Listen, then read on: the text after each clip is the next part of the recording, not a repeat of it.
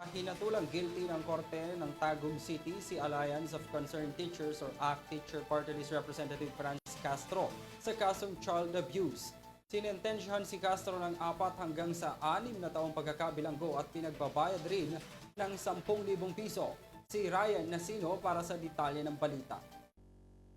Patungayang guilty sina Alliance of Concerned Teachers Representative Franz Castro at former Bayan Muna Party List Representative Sator Ocampo sa paglalagay sa panganib sa mga menor de edad noong 2018.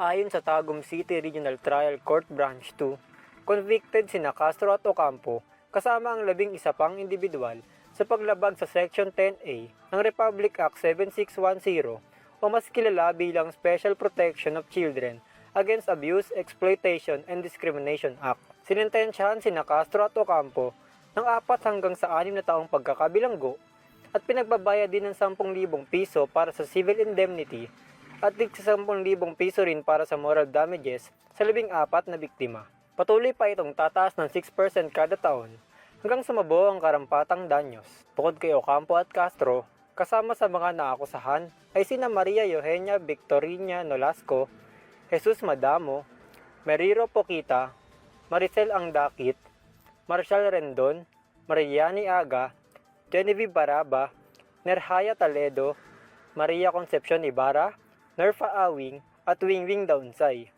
Samantala, napawalang sala naman sina Pastor Edgar Ugal, Reverend Ryan Magpayo, Eller Ordeniza at Reverend Yuri Jaime.